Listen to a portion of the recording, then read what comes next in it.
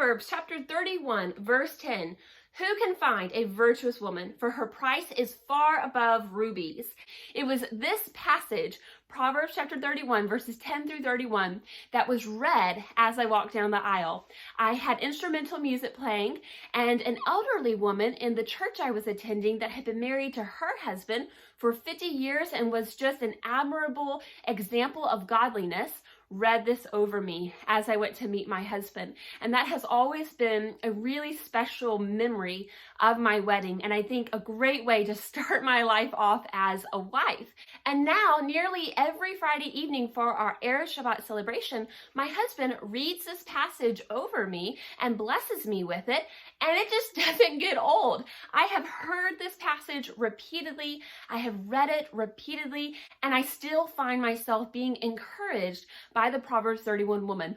All throughout my week, I find myself reflecting on the scriptures in this passage and being convicted by them in my own homemaking and in my own mothering and in my own marriage and all the different roles and responsibilities that Yahweh has given me. I am constantly finding encouragement by the idea of this woman who, to her husband, to her children, to her household and her community, she is a woman far beyond the worth of rubies.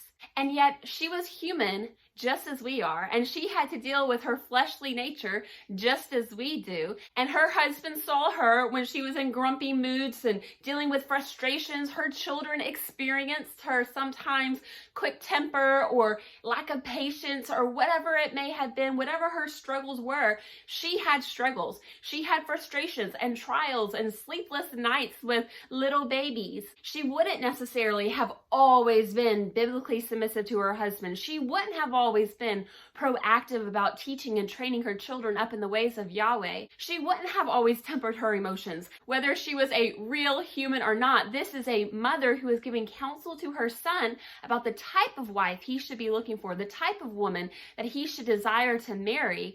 And so that mother would have expected this woman, although she has all these wonderful, noble traits about her, she's going to be human. She is going to fail. She is going to make mistakes. She is going to sin. She is going to struggle because she is human. And yet, when the entirety of her life is considered, when all of her actions and her character are considered, her children arise up and call her blessed. Her husband also, and he praises her.